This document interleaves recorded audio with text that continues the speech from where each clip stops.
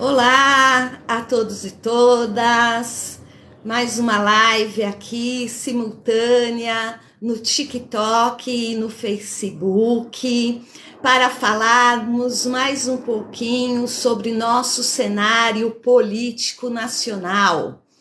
Ontem nós fizemos uma live, denunciando a falta de debate sobre o projeto de lei que tiraria poderes dos governadores brasileiros na decisão do comando das polícias militares brasileiras. E graças, ao debate e às pressões que todos nós, cidadãos brasileiros, promovemos em torno deste assunto, os deputados resolveram não colocar o projeto de lei para votação ontem. Eles vão colocar em votação, talvez, depois das eleições. Então, esta é uma grande vitória de toda a sociedade brasileira, independentemente de sua posição ideológica, né? Como eu disse ontem, debater tudo que se refere à segurança pública, a respeito de direitos humanos, não pertence a apenas uma pequena parcela da população. É interesse de toda a sociedade brasileira que nós possamos rever os nossos sistemas de segurança pública, né? E opinar a respeito deste sistema a partir de nossas experiências como povo e também através dos estudos especializados pelas diversas instituições democráticas e da sociedade civil organizadas. Então, a gente começa nessa live de hoje dando parabéns para todos que se envolveram, nessa pressão ontem para mostrar à Câmara Federal que nós brasileiros queremos um debate maior que envolva toda a sociedade nesta questão tão importante que é falar a respeito das polícias militares do nosso país, né? E hoje, eu já tive a oportunidade de gravar um vídeo falando a respeito do sobrinho do presidente da República, que vai a júri popular por estar sendo acusado por tentativa de feminicídio, contra a sua ex-mulher, um casamento que terminou depois de 17 anos e que ele não aceitava há meses o término da relação.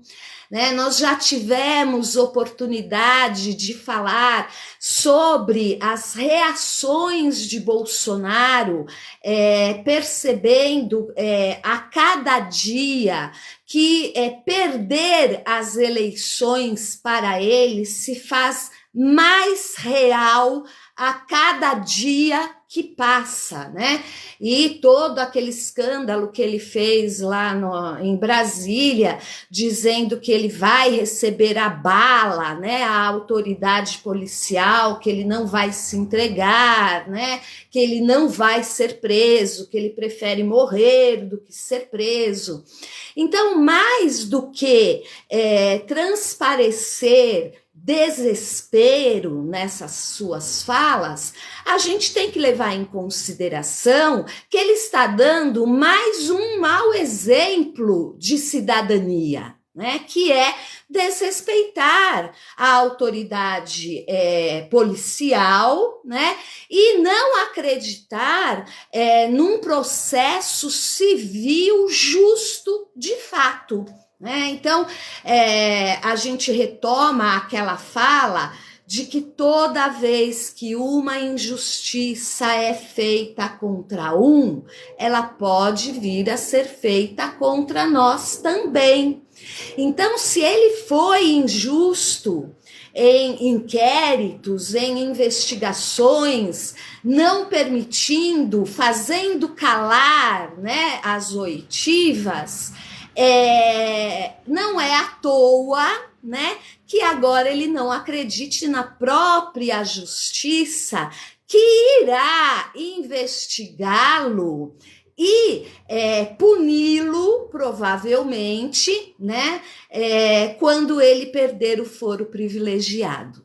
Por isso que a gente deve primar pela honra, pela honestidade, pelo cumprimento do dever, pelo cumprimento, né, dos nossos direitos humanos em todas as situações. Mesmo que você julgue que aquela situação, por exemplo, né, do companheiro do cidadão que foi morto dentro da viatura da Polícia Federal, nunca venha a acontecer com você.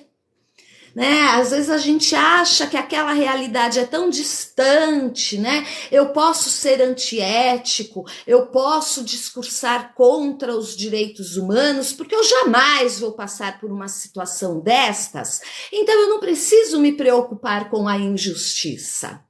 Está aí, né, o presidente da República, que tanto fez com as nossas instituições jurídicas, que agora, se vendo às portas de uma possível prisão, não acredita que passará por uma investigação, um inquérito justo, onde sejam respeitados os seus direitos humanos.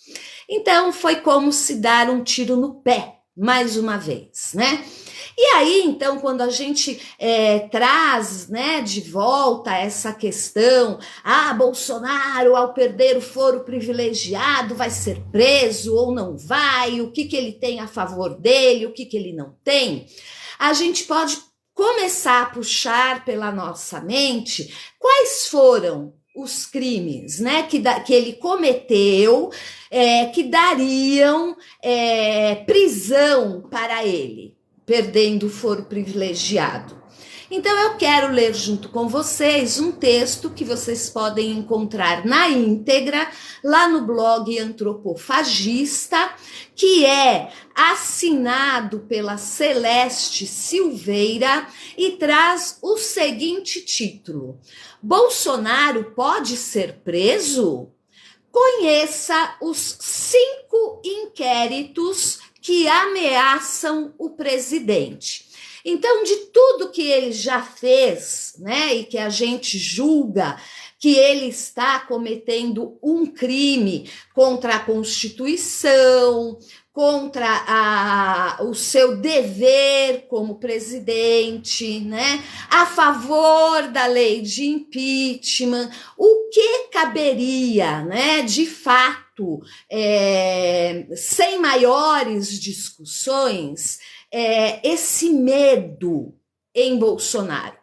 Quais são esses inquéritos que fazem com que ele perca o sono, perca as estribeiras, né, e acabe berrando coisas lá do Palácio do Planalto, não só antiéticas e imorais, mas também contra a cidadania e o respeito às instituições democráticas e da sociedade civil organizada.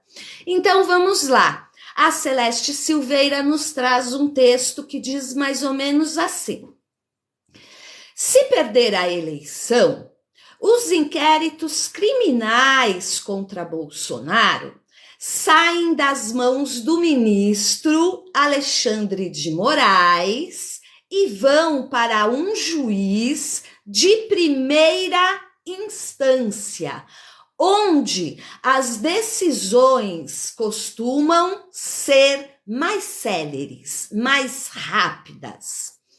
Segundo reportagem do Estadão, no último dia 16 de maio, o presidente Jair Bolsonaro expôs publicamente um temor que seus interlocutores mais diretos ouvem com frequência: a um grupo de empresários do setor de alimentos, afirmou sem meias palavras: mais da metade do meu tempo eu me viro contra processos.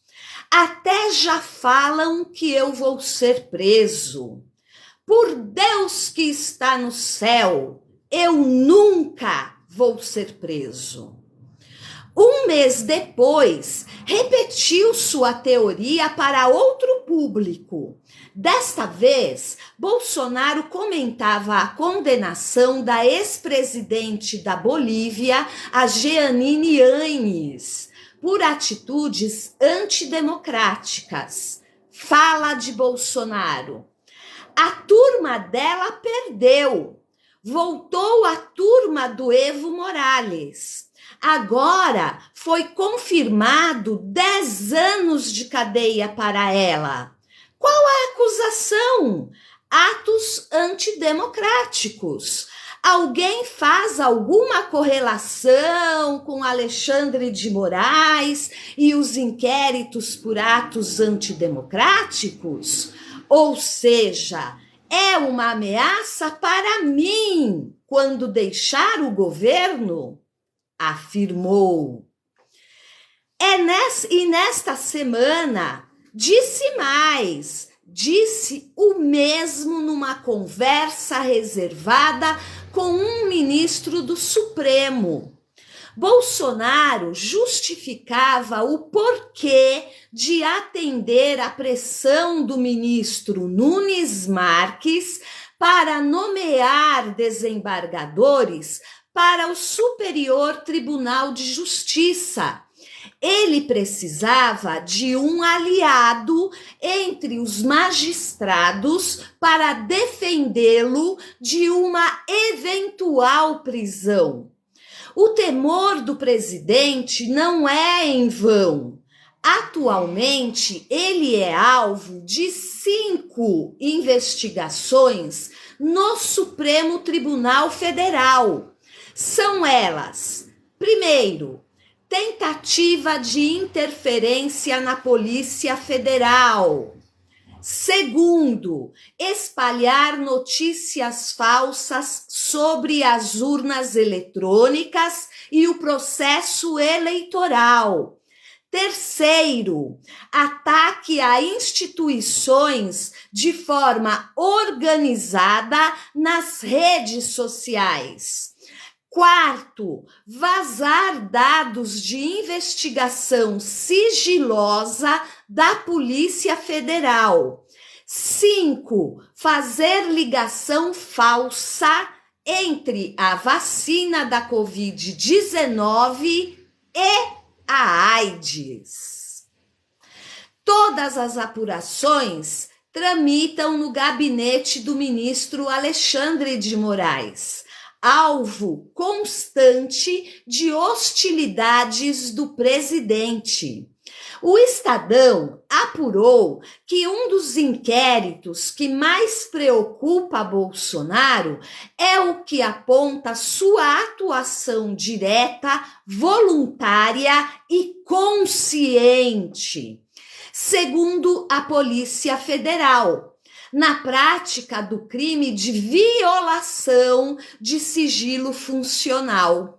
O deputado Felipe Barros, do PSL do Paraná, e o ajudante de ordens do presidente, Mauro Cid, também foram implicados. Segundo a delegada Denise Ribeiro, que presidiu a investigação, o deputado entregou ao presidente cópia de um inquérito sigiloso, a fim de municiá-lo na narrativa de que o sistema eleitoral brasileiro era vulnerável e permitiria fraudar as eleições. Embora a Polícia Federal diga que o seu inquérito estava sob sigilo, a Procuradoria-Geral da República, né? Estamos falando lá daquele gabinete onde senta o senhor Araras, né? afirmou que não e pediu o arquivamento do caso. Já tivemos oportunidade de falar destes absurdos, né, que vêm lá dos passapanos gerais da República.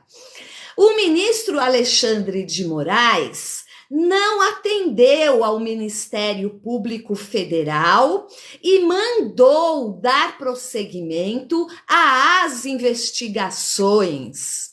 A decisão gerou um cabo de guerra com a PGR.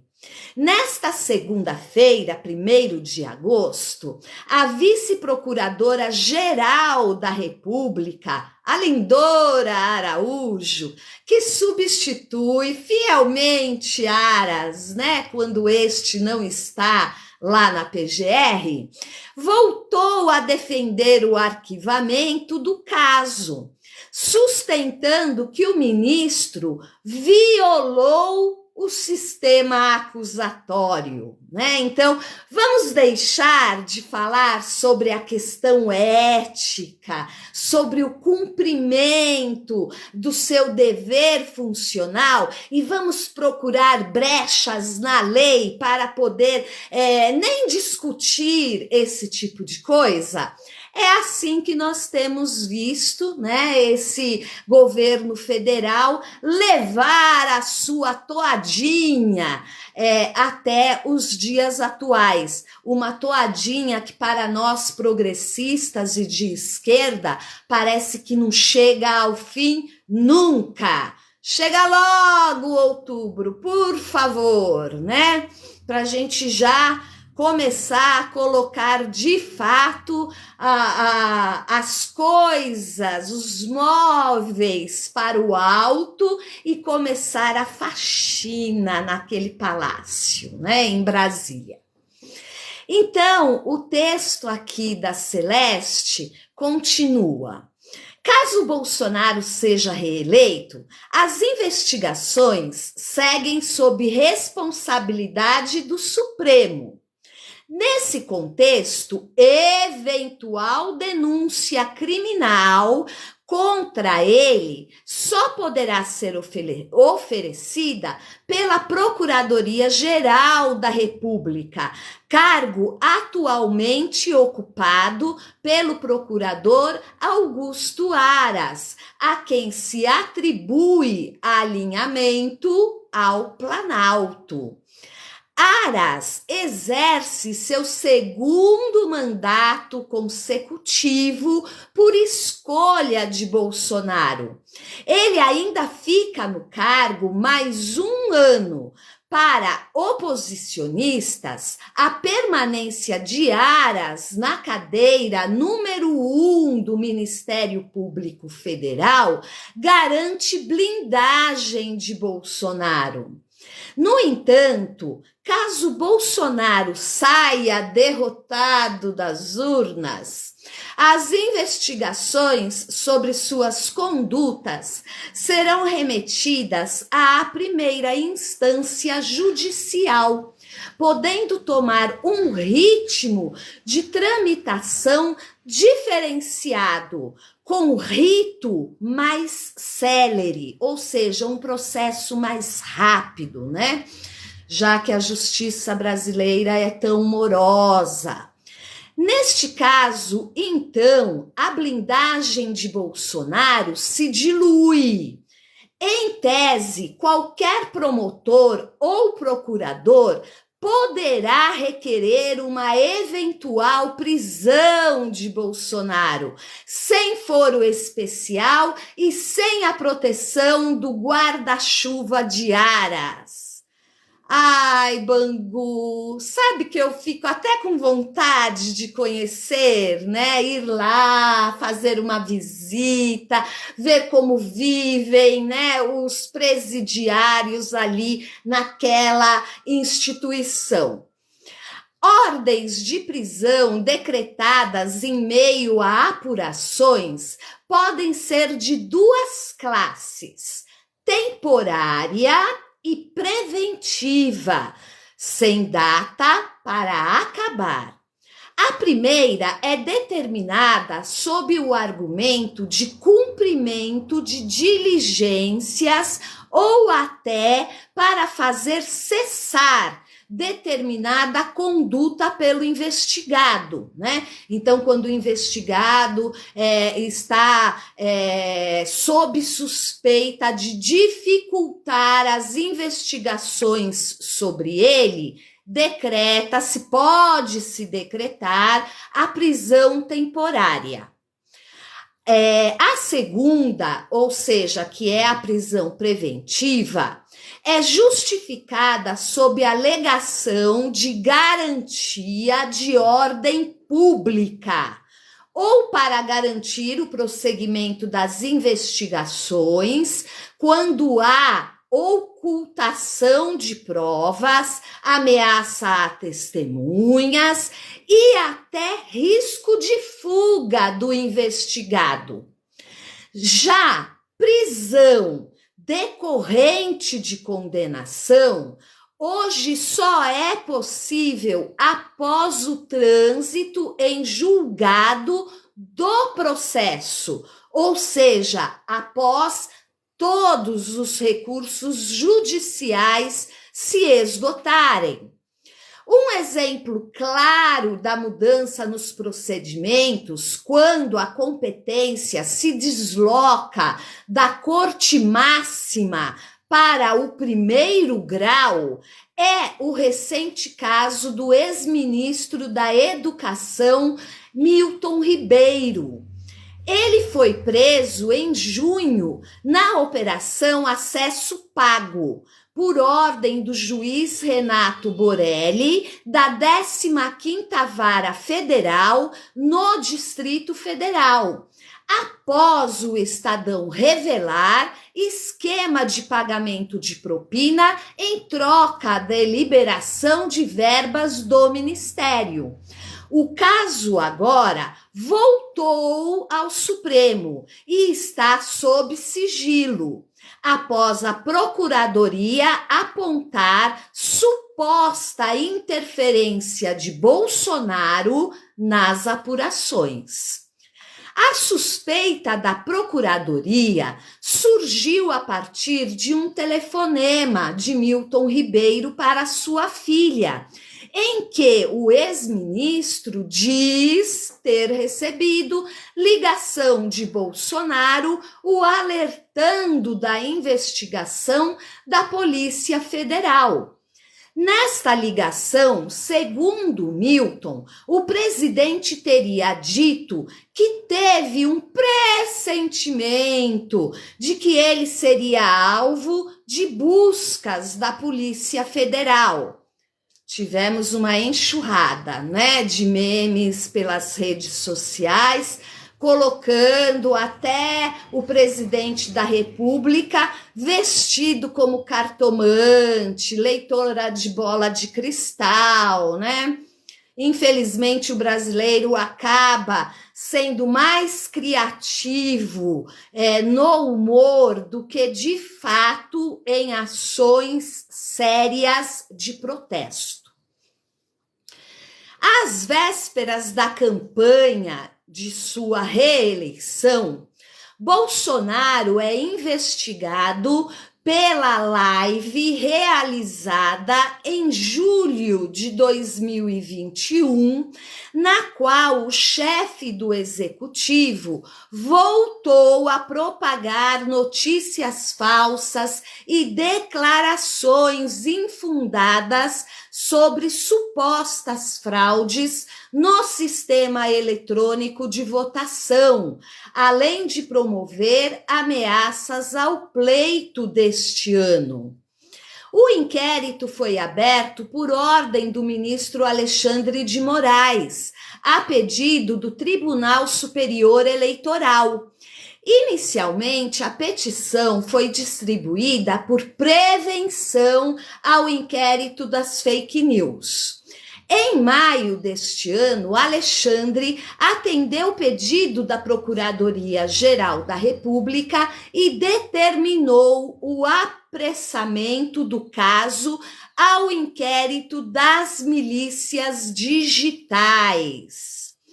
No despacho de abertura do inquérito, o ministro do STF apontou que as condutas relatadas na notícia-crime do TSE configuram, em tese, os crimes de calúnia, difamação, injúria, incitação ao crime, apologia ao crime, associação criminosa e denúncia caluniosa.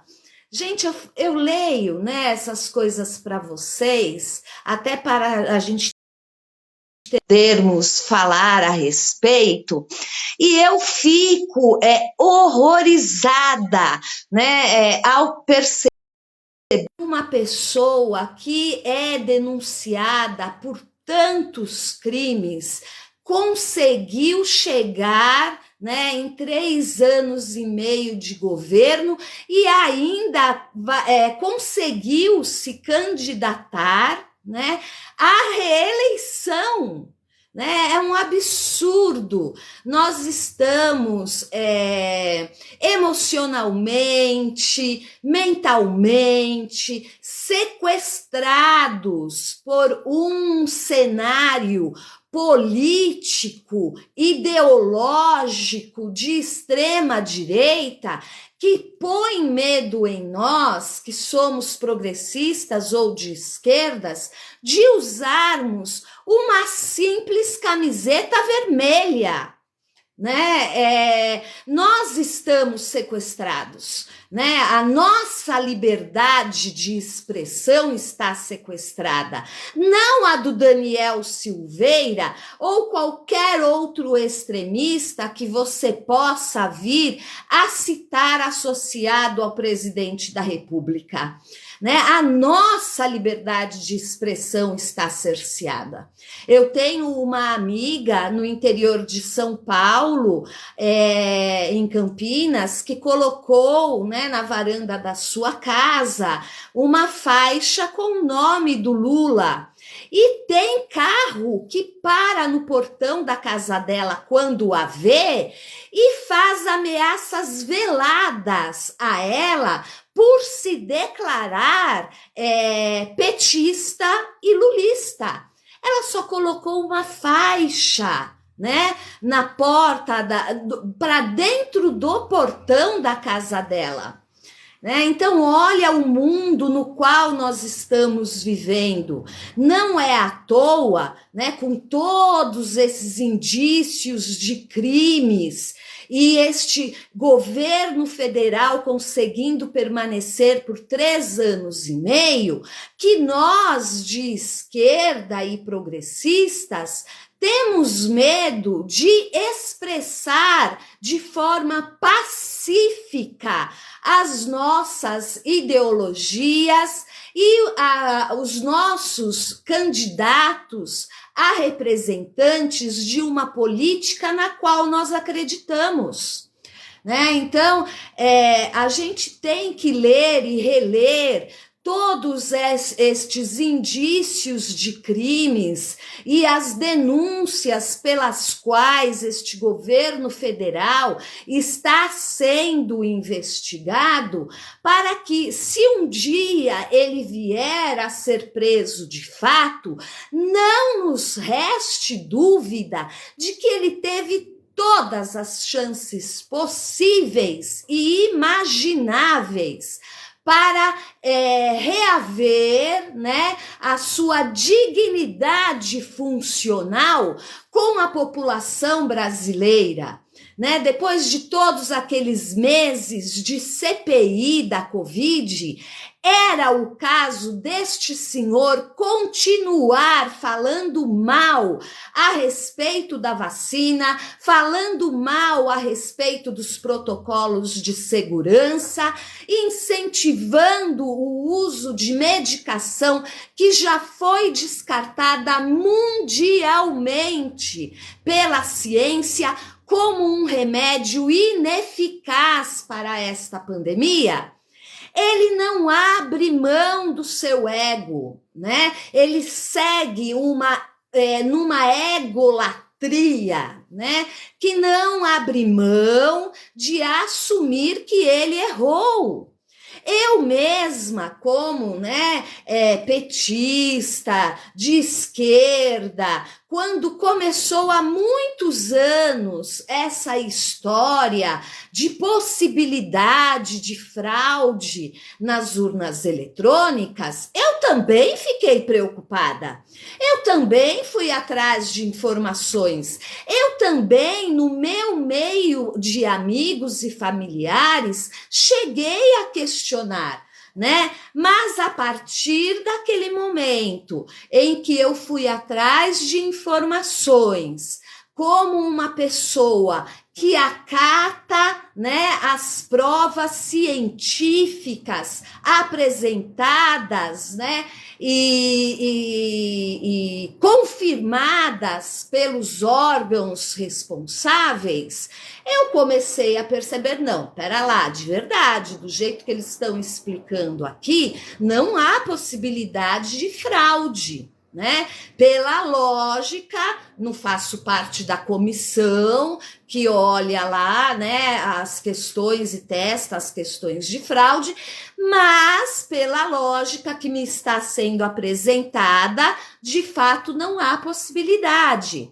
E quando você vê tantas instituições internacionais, né, aprovando o sistema e falando, olha, brasileiro, você pode ficar tranquilo que você não está sendo enganado, né, o sistema é seguro, eu comecei a mudar a minha opinião e não tenho vergonha de dizer isso aqui para vocês, né, ao vivo e em cores, que eu já fui uma das pessoas que chegou a acreditar no canto da sereia, mas que já, né, há algum tempo vem defendendo e se informando, se atualizando nas discussões em torno das urnas eletrônicas, até mesmo para que eu fique tranquila em relação ao respeito do meu voto, né? Então, não haveria problema algum para um presidente da República que deve ser, né, o exemplo maior de cidadania para a população brasileira, vir em público e falar, olha, gente, né, eu me enganei, né, conversei com todas as autoridades, mandei pessoas de confiança, ou até mesmo eu fui lá acompanhar, né, toda a comissão e o trabalho da comissão e cheguei à conclusão que eu estava errado, peço perdão por ter, né, disseminado uma notícia falsa, mas estou aqui agora para esclarecer a população e etc e tal. Não há vergonha alguma, né? Assim como nós dizemos também em relação aos ex-bolsonaristas. Nós temos aqui na rede social várias gravações de ex-bolsonaristas declarando, né, que votaram no atual presidente da República, acreditando de fato que ele fosse um outsider, né, um político diferente da grande maioria dos que nós conhecemos, e que está reconhecendo publicamente o seu erro e que gostaria que aqueles que se colocam na mesma situação que ele tivessem também a coragem de fazê-lo. Não há vergonha em admitir que não sabe, que não tem conhecimento, que percebeu que errou. A vergonha é continuar, apesar de todas as provas em contrário, fomentando uma mentira e enganando a população. Isso sim é uma grande vergonha, né? Então, a Celeste, né, continua aqui no seu artigo falando a respeito das milícias digitais. Nós já tivemos oportunidade, inclusive, de fazer uma live esta semana falando justamente do artigo do The Intercept Brasil, que traz um estudo, né, um estudo científico, estamos falando de ciência, feito por não sei se era um sociólogo, nós mencionamos até o nome do profissional, falamos em números e tudo mais, né? Dizendo como funciona a milícia digital bolsonarista, né? E a triste constatação de que alguns bolsonaristas se tornaram verdadeiros robôs, né, da ideologia bolsonarista, assumindo aí a mediação de grupos de WhatsApp e promovendo material ideológico elaborado pela extrema-direita para enganar a população que não tem acesso à educação e a informações de fato de qualidade produzida por uma boa parte da grande mídia, né? Então, a Celeste continua aqui no seu artigo. A investigação mira a atuação coordenada de grupos na internet para divulgar notícias falsas e atacar opositores bolsonaristas e instituições democráticas. Depois que o inquérito das fake news esfriou no STF, a investigação se tornou à frente com maior potencial explosivo contra aliados do presidente. A Polícia Federal já apontou a atuação orquestrada de apoiadores do governo para promover notícias falsas e ataques antidemocráticos, usando para isso até mesmo a estrutura do chamado Gabinete do Ódio, né? O GDO, que alguns tuiteiros gostam de mencionar. Bolsonaro entrou na mira do inquérito das milícias digitais em fevereiro, após o ministro Alexandre de Moraes acolher pedido da Polícia Federal e autorizar o compartilhamento de provas do inquérito sobre o vazamento de uma investigação sigilosa com a apuração que mira a atuação de uma milícia digital contra a democracia. Depois, em maio, o ministro do STF atendeu à Procuradoria-Geral da República e determinou investigação sobre notícias falsas divulgadas por Bolsonaro sobre as urnas eletrônicas que fossem incorporadas ao inquérito. Em relatórios entregues ao STF, a Polícia Federal relacionou a investigação ao discurso do presidente na live em que ele lançou suspeitas infundadas sobre a segurança das urnas. A PF apontou semelhança no modo de agir, aderência ao escopo descrito na hipótese criminal e atuação direta de Bolsonaro na promoção da ação de desinformação. A investigação se debruça sobre declarações dadas por Bolsonaro durante live feita em 21 de outubro, exatamente um dia após a leitura do relatório da CPI da Covid no Senado. O colegiado pediu o indiciamento por 11 crimes. Aqui nesse artigo, a Celeste está abordando, 5 inquéritos. Mas só a CPI da Covid pede, a investigação e a decorrente punição ao presidente da República por 11 crimes relacionados à conduta do chefe do executivo no enfrentamento da pandemia.